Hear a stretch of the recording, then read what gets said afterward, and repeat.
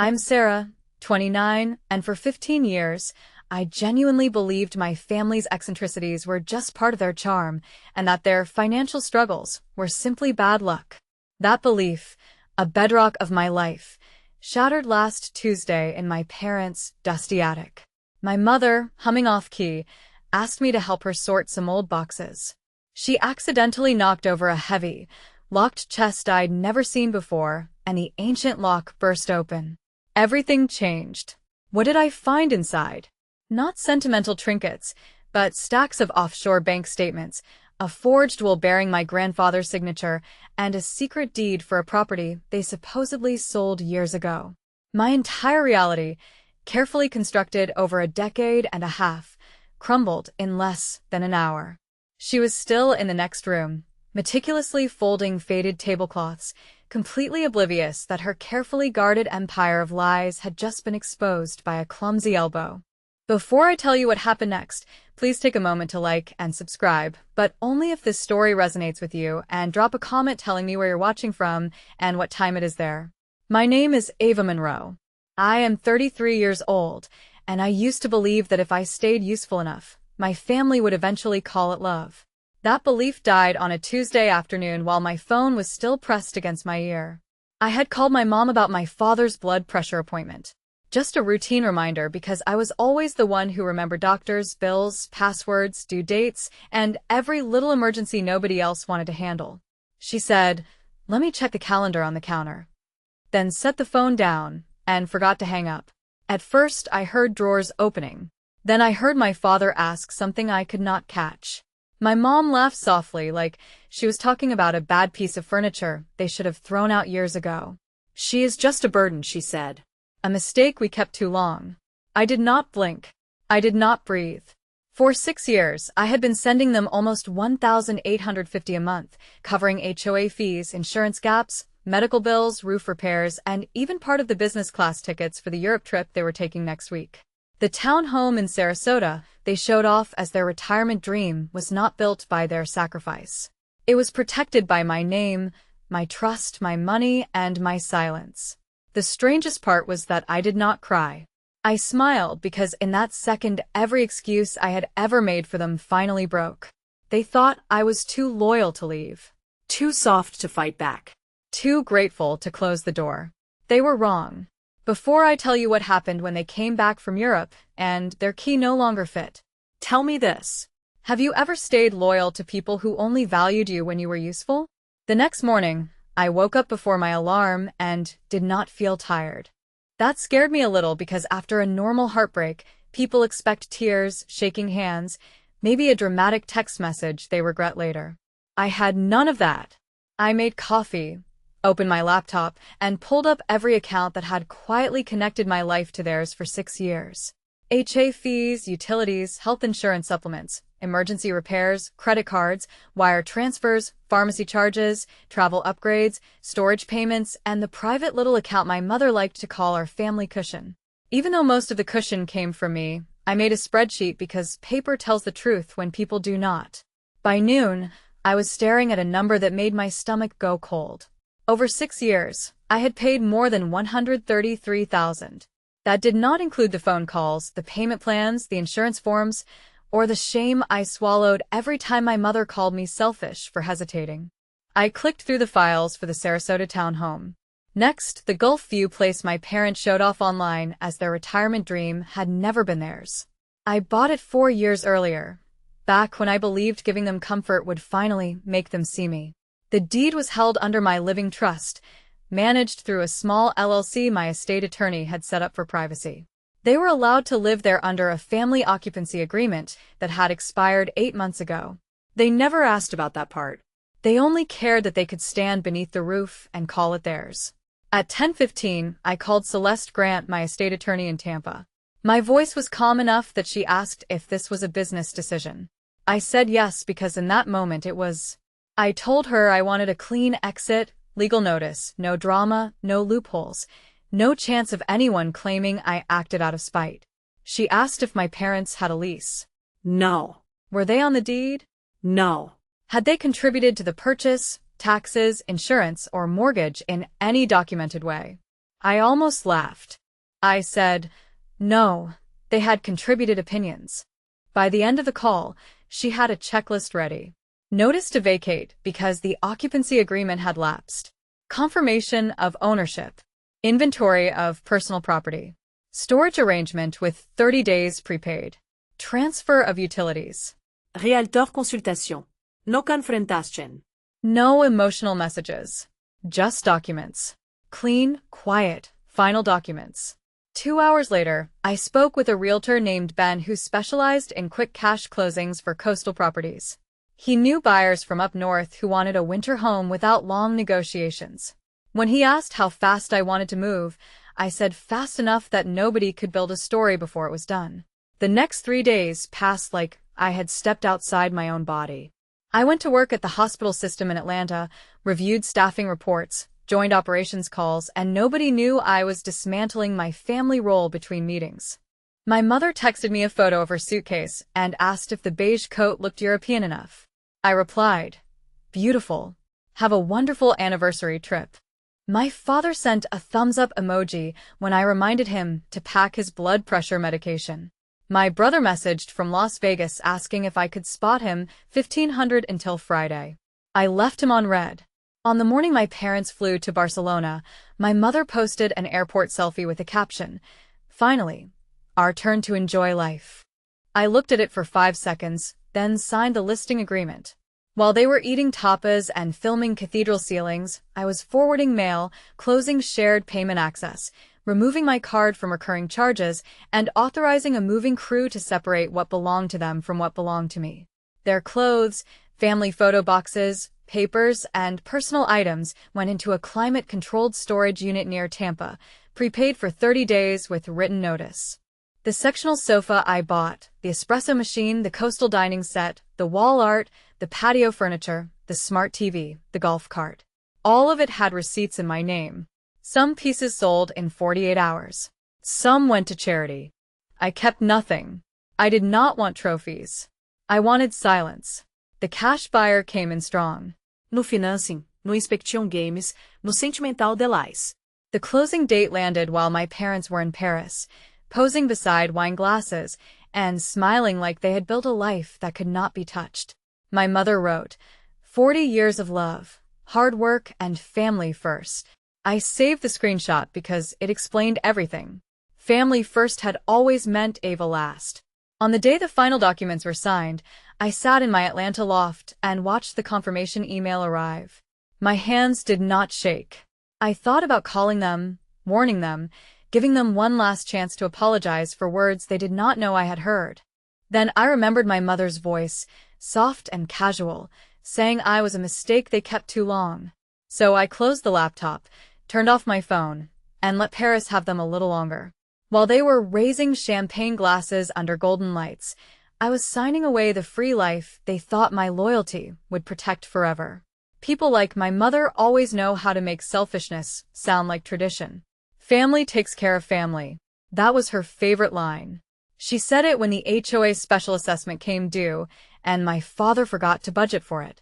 She said it when their air conditioner died in the middle of a Florida summer, and the repair company wanted $4,900. She said it when my brother lost another job and needed money to keep his apartment in Las Vegas. She said it when she wanted a new dining set because the old one made the town home look less elegant in photos. But somehow family only moved in one direction, toward them, away from me. I was 27 the first time they asked for real money. My father had retired earlier than planned after a health scare, and my mother cried on the phone about how hard it was to adjust. I was newly promoted, still living in a small apartment with furniture I assembled myself. I sent them $800 that month and told myself it was temporary. Temporary became monthly. Monthly became expected. Expected became invisible. They stopped saying thank you after the first year. By the second year, my mother would text screenshots of bills with no greeting, no explanation, just a sad face emoji and due Friday. If I did not respond fast enough, she would call and sigh before I even said hello. I learned to answer with my credit card open on the screen. That was easier than hearing disappointment dressed up as motherhood. My father played helpless in a quieter way.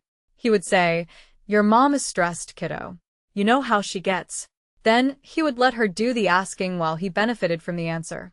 When property taxes came due, I pay the penalty.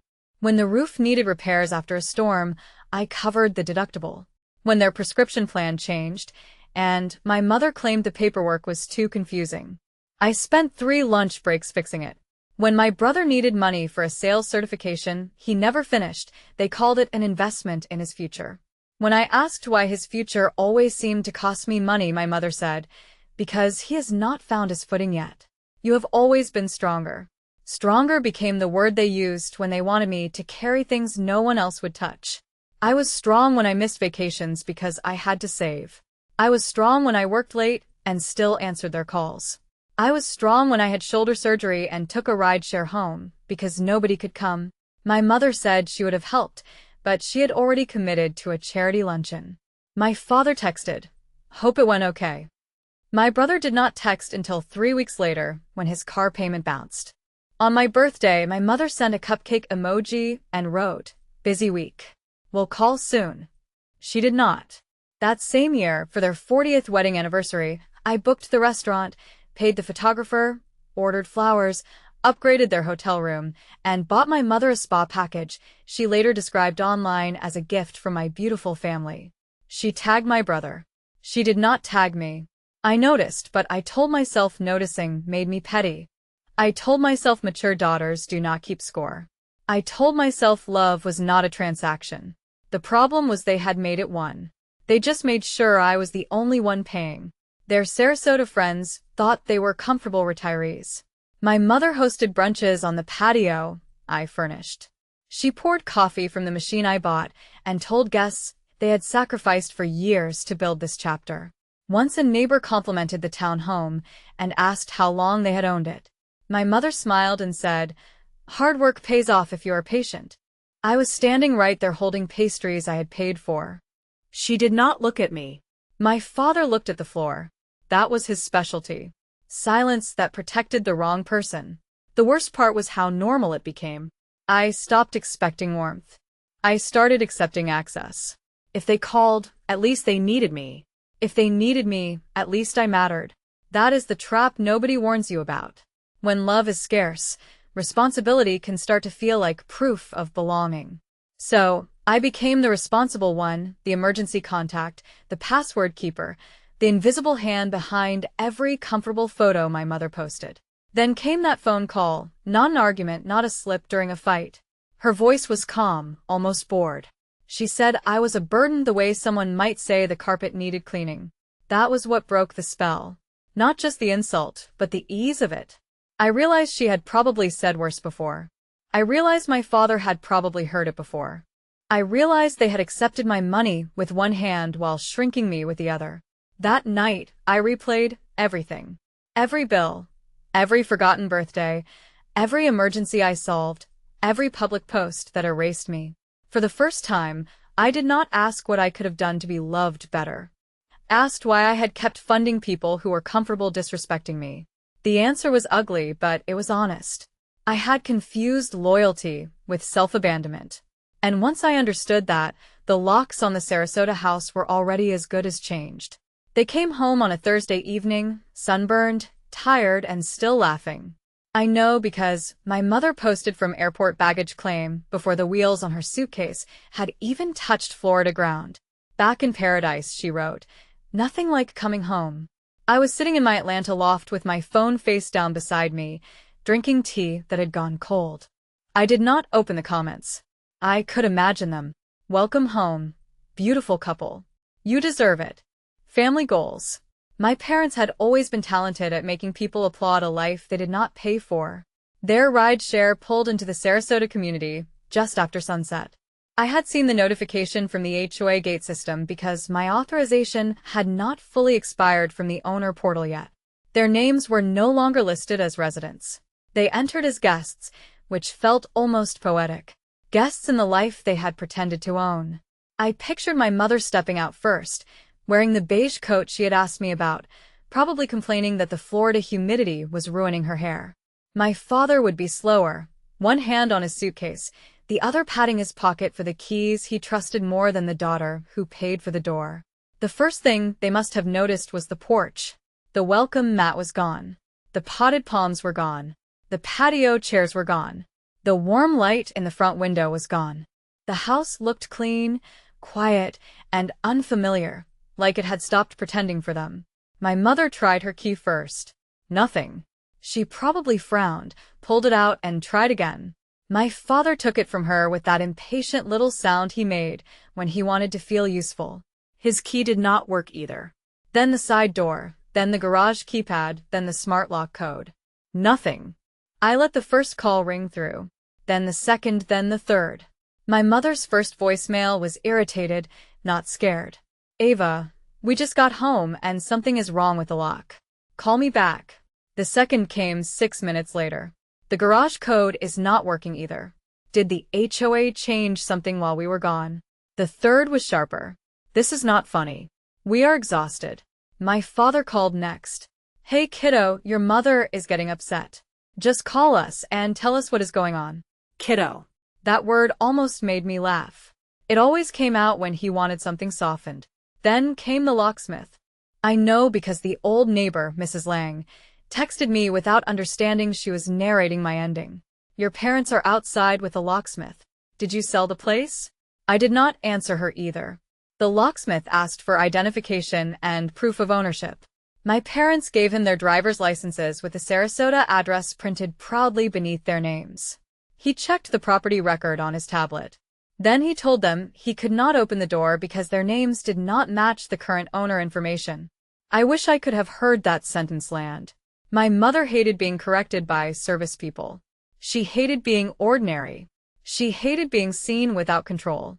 She called the HOA emergency line and used the voice she used for restaurants when a table was not ready. There must be a mistake, she said. We live here. We have lived here for years. The HOA manager was polite, which probably made it worse. The property had transferred. The authorized resident list had changed. They were not listed. They could contact the owner or new management if they had questions. Owner. New management. Transferred. Words are small until they take a house away. That was when they found the envelope taped beside the doorbell, not on the paint, because I had promised Celeste I would not cause damage. Inside was the storage notice, the final utility information, and one yellow sticky note. Surprise. This is what a burden can do. No signature, no explanation. They did not need one. My mother screamed first. Mrs. Lang told me later that it was not a cry. It was the sound of someone watching a mirror break. My father kept saying, "No, no, no," as if repetition could reverse a deed transfer. The curtains were gone from the front windows, so when they looked inside, they saw the truth. Empty living room, no sectional sofa, no framed beach prints, no smart TV, no coffee table, no dining set, no proof of the life my mother had been selling online. Everything they had called theirs because I was too tired to correct them had been removed, sold, donated, or stored according to the paperwork. Their personal boxes were safe. Their clothes were in storage. They were not homeless because of cruelty. They were inconvenienced because the person they used had stopped volunteering to be used. That difference mattered to me. My mother called again, and this time her voice cracked. Ava, where are we supposed to sleep tonight? I stared at the phone until the screen went dark. I thought of her in Barcelona, smiling under old stone balconies. I thought of Paris, champagne, captions about love and family. I thought of her voice through the phone on that Tuesday afternoon. She is just a burden, a mistake we kept too long. So I did what she had taught me to do when someone was inconvenient. I let her deal with it. By midnight, they were at a hotel near the interstate, not the beachfront place my mother would have chosen if someone else were paying. The voicemails kept coming. Confusion turned into panic. Panic turned into accusation. Accusation turned into begging. But the door stayed closed. They thought the locked door was the punishment. They had no idea the real punishment was realizing every comfortable part of their life had been paid for by the daughter they called a mistake. By the next morning, I had 42 missed calls, 18 text messages, 7 voicemails, and 1 email with no subject line from my father. My mother's messages followed the same pattern she had used my entire life. First, she was helpless. Then she was wounded. Then she was angry. Then she became the victim of the pain she had caused. Her first voicemail was full of tears. Please, Ava, just tell us what happened. We are in a hotel. We do not understand. Her second had a harder edge. Whatever you think you heard, this is not the way family handles things. By the third, she was not pretending anymore. Do you have any idea how humiliating it was to stand outside that house with neighbors watching? There it was. Not I am sorry I called you a burden.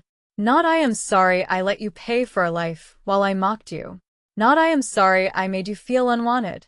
She was upset because people saw. My father's email was worse because it tried to sound reasonable. He wrote that my mother had been emotional, that I must have misunderstood the context, that the word burden was about stress, not about me. Then 2 paragraphs later, he asked if I could at least restart the hotel card for a week while they sorted things out. That was my father in one email. Deny the wound, then ask the wound to pay the bill. My brother finally appeared around noon with the courage people get when they are not holding receipts. What did you do to Mom and Dad? He texted. Mom is devastated after everything they did for you. This is disgusting. I read it twice, not because it hurt, but because I wanted to study the entitlement in its natural habitat. Everything they did for me. They raised me. Yes. They fed me. Yes. They gave me the legal minimum wrapped in resentment and called it sacrifice for the rest of my life. Meanwhile, I had paid their HOA, repairs, insurance gaps, upgrades, trips, and half of my brother's failures. I did not reply to him. Silence was the only language they had never been able to use against me. Then I sent one email. One, no emotion, no insults, just facts. Attached were 6 years of transfers. Attached were receipts for the air conditioner, roof repair, dining set, espresso machine, golf cart, patio furniture, and medical premium support. Attached was the expired occupancy agreement. Attached was the deed history showing the Sarasota townhome had never belonged to them. Attached was the storage unit notice prepaid for 30 days. My message was one line. You called me a burden, so I removed the burden. My mother responded in 4 minutes. That is not fair. She wrote, I gave you life. I stared at those 5 words for a long time. She thought life was a loan I could never finish repaying. She thought because she gave birth to me, she owned unlimited access to my money, time, forgiveness, and silence. That belief had kept me trapped longer than love ever had. So I kept going. I logged into the family credit card account and removed every authorized user. The card had been for emergencies, but my mother had used it for candles, brunches, hair appointments, and linen curtains she said were necessary because cheap curtains made her depressed. I canceled the autopay for their Medicare supplement, not the plan itself, just my card.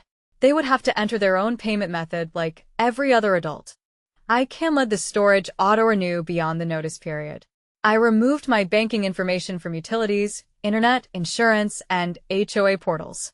I reviewed the joint checking account. 12,600 sat there, and more than 11,000 could be traced to my deposits.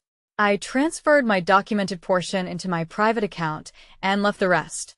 Celeste had told me to be precise, so I was precise. Revenge feels better when it cannot be challenged. By evening, the family group chat exploded. A cousin wrote that I was being cruel to aging parents. An aunt sent a Bible verse. My brother sent a long message about respect, which was bold for a man who once asked me to pay his car insurance and posted nightclub photos the same night. I did not defend myself in the group chat.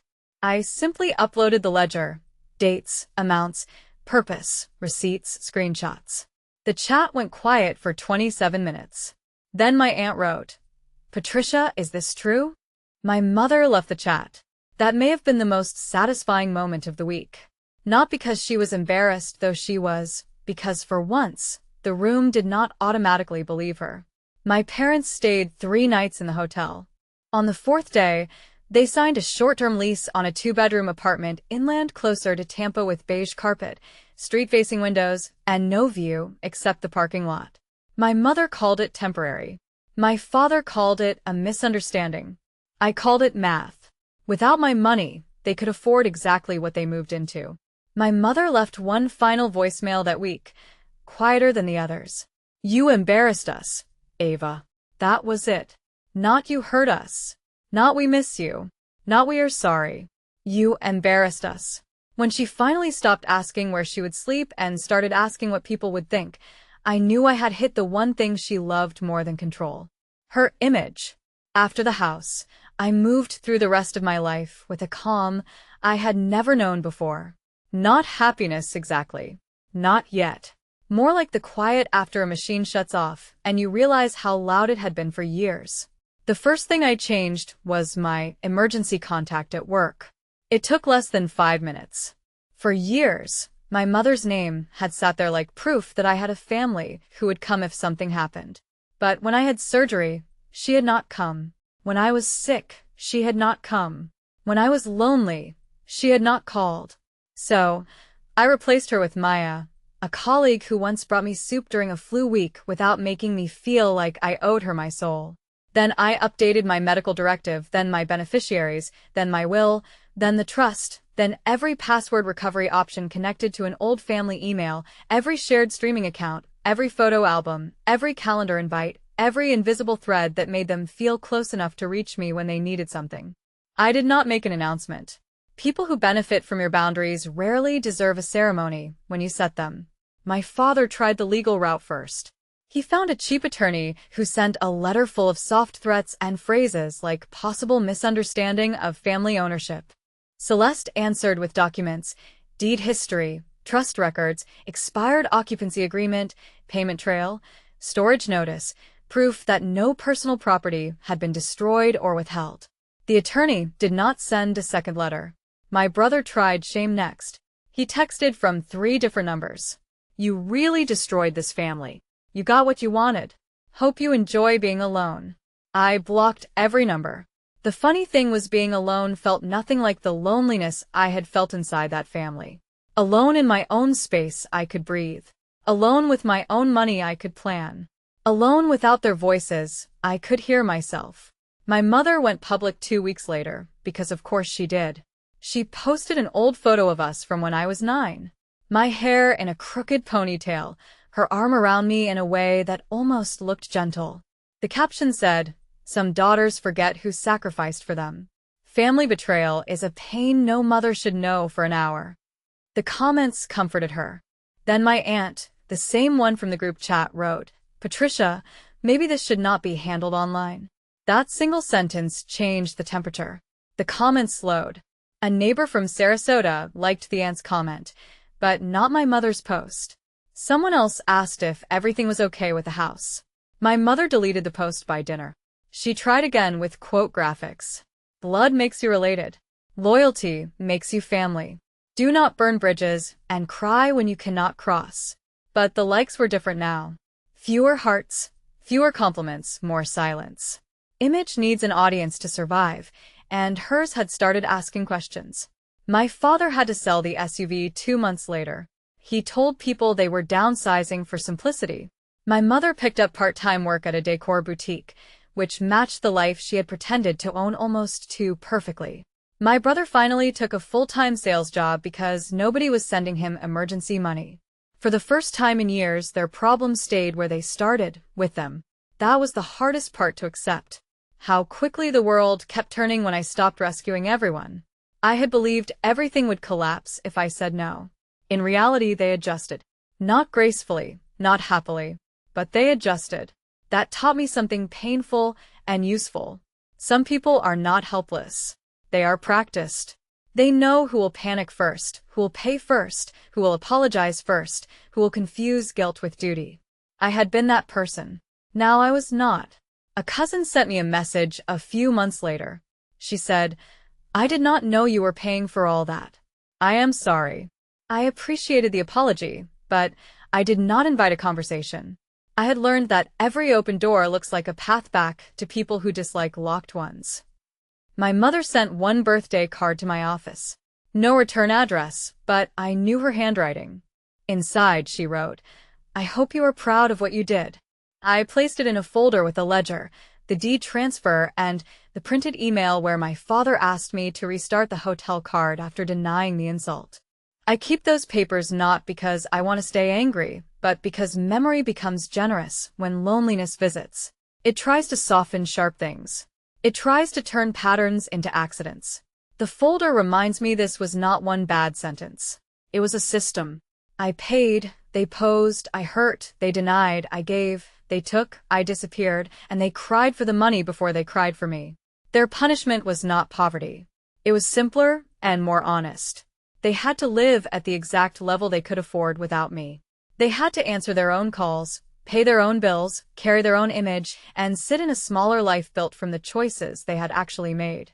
And the mistake they kept too long, became the one thing they could no longer use. A year later, my life looked smaller from the outside and bigger from the inside. I did not buy another giant house.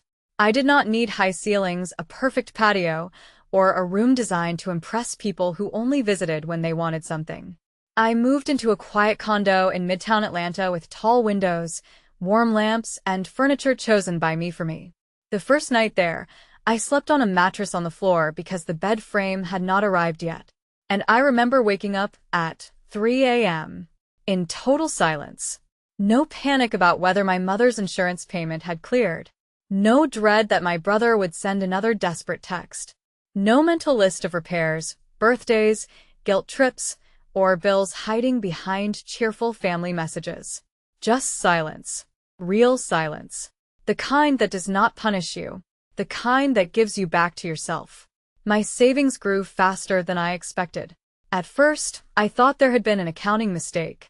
Then I realized the mistake had been the life I was living before. Money stayed where I put it. My credit card stopped carrying charges from restaurants I never visited and stores I never entered. My calendar opened up. My weekends became mine. I started going to the gym before work. Not because I wanted a revenge body, but because I wanted to feel present in a body that had spent years bracing for impact. I accepted a promotion to Operation Strategy Lead, something I almost turned down months earlier because I was afraid more responsibility at work would leave less energy for family emergencies. That thought made me sad when I recognized it. I had been shrinking my future to make room for people who called me a burden. Therapy helped me name what had happened without dressing it up. It was not just family conflict. It was financial exploitation wrapped in emotional obligation. It was parentification, wearing a pretty dress called loyalty. It was the slow training of a daughter to believe love had to be earned through usefulness. My therapist asked what I missed most about them. I expected to say my mother's voice, or my father's old jokes, or the idea of holidays. Instead, I said, I miss who I kept hoping they would become. That was the grief. Not losing the family I had, losing the family I had been waiting for. My parents still lived near Tampa the last time I checked. I do not look often. My mother posts less now. No more European captions. No more brunches on a patio I paid for. No more family first under filtered sunsets. Sometimes she shares quotes about forgiveness, usually the kind written by people who want forgiveness, without accountability. My father looks older in the few photos relatives post. My brother works full-time now. Imagine that a miracle performed by direct deposit ending. I do not celebrate their struggle. Freedom does not always feel like victory music. Sometimes it feels like finally putting down a heavy box and realizing your arms are bruised. I do not want revenge forever. Revenge was the door. Peace was the room behind it. And peace is rules. No access without respect. No help without honesty. No family title powerful enough to erase cruelty. I still hear that call sometimes. My mom's voice, calm and certain. She is just a burden, a mistake we kept too long. For months, those words burned through me. Now they sound different, not true, just useful. They were the ugly truth I needed to stop living inside a prettier lie. I think that is the lesson I want people to understand. Being kind is beautiful, but kindness without boundaries becomes self-harm. Helping family can be honorable, but funding disrespect is not love. Loyalty is not supposed to require you to disappear. A parent, a sibling, a partner, or anyone else can love you imperfectly. But they do not get to drain you, mock you, and still demand access to the life you built. Education does not always come from classrooms. Sometimes valuable knowledge arrives through pain, through a phone that was not hung up, through a sentence you were never meant to hear. That knowledge can save you if you listen to it. It can teach you that your worth is not measured by how much suffering you can absorb quietly. It can teach you that boundaries are not walls built from bitterness, but doors with locks, keys, and standards. I used to think home was a place I could buy for people until they finally loved me correctly. Now I know home is where I am not required to earn my right to exist. Sometimes walking away is not revenge. Sometimes it is the first honest lesson you ever teach people who confused your kindness with ownership. Have you ever had to choose between blind loyalty and self-respect? Because I did. And the day I stopped being their burden was the day I finally became my own.